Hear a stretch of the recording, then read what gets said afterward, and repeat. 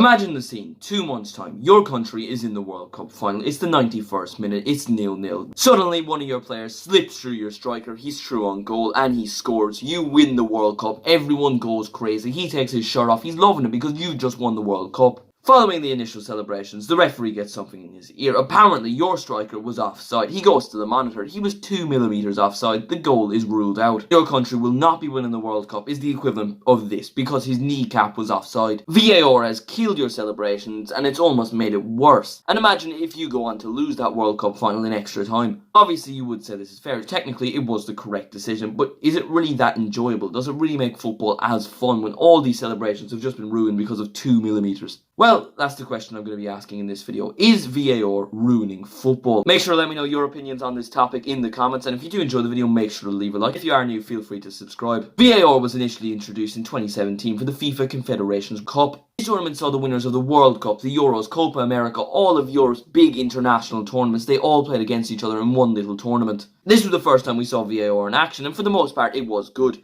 The biggest event we saw VAR in was the 2018 World Cup, and there were some questionable decisions. It was then introduced to the Champions League, the 2018-2019 campaign, and one of the most questionable decisions you look at is Man City versus Spurs, the Champions League quarter-final. As things stood, Spurs would go through on away goals. However, Raheem Sterling scored a last-minute winner to see Man City through to the semi-finals of the Champions League. But he was ruled off for offside. Imagine how crushing that would be if you were a Man City fan. It's heartbreaking. Over the last couple of years, VAR has been introduced to all of Europe's top leagues. I think I shouldn't really be focusing on the offside because that is a difficult one to talk about. Look at just on-field decisions, whether it's a yellow card or a red card. When you're watching that over and over again, you really expect VAR to get it right every single time. And alright, fair enough, we're only human. They're going to make some mistakes, but it's consistently mistakes. Every single week, things contradict each other. Everton versus Man City, February of this year. Rodri handballs it. Now, at the time, it looked like Everton would definitely get relegated. They stayed up, but had they got relegated, they would have been robbed of a point. Also, Liverpool lost the Premier League because of a point. Man City got all 3 in that match. This isn't a dig at any particular team. This is a complaint to VAR. I just don't understand how it takes so long to make such a simple decision. You see 3-4 minutes being taken out of games because they have to make a decision. Then the referee inevitably goes to the monitor, changes his decision. Goals being ruled out is so frustrating as a fan. It practically ruins celebrating because you don't want to celebrate too hard in case you're 2 millimeters offside. For me, VAR has killed a little bit of the game. It's killed that little bit of joy. Go back to what I said at the very start of this video. Imagine scoring a last-minute winner in the World Cup to win the World Cup final, and it's ruled out because of 2 millimeters offside, or a little flick of the hand, or a soft little foul that gets the goal ruled out. It's just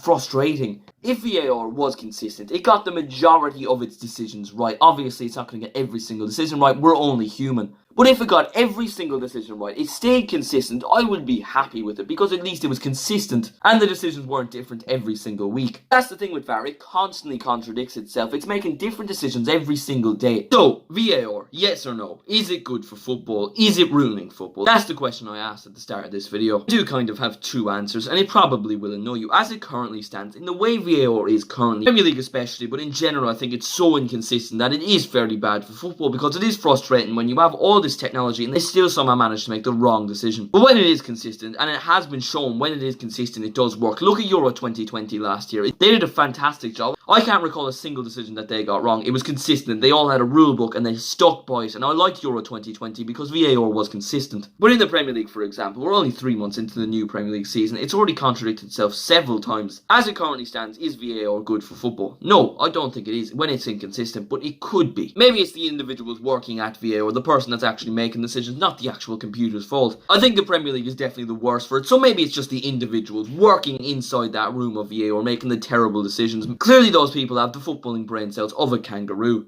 Maybe bring in new people to work on VAR. You're not going to blame the bricks when a house collapses. You're going to blame the builder. It's the same thing with VAR. Yes, when I asked the question, is VAR ruining football? Technically it is, but I would say it's the people making the decisions. Maybe there should be fines going out when you make a clearly terrible decision. You might have 3 strikes, 3 terrible decisions, and you're gone. I don't know, but let me know what you think in the comments. Is VAR ruining football? And let me know what you thought of everything I went over in this video. Thank you all so much for watching this video. Make sure to like if you did enjoy. Subscribe if you are new. Even though this video is ending, it doesn't mean you have to stop watching me. So if you want to see all the brand new World Cup stadiums, make sure to click this video here. And I will see you in the next one. Adios.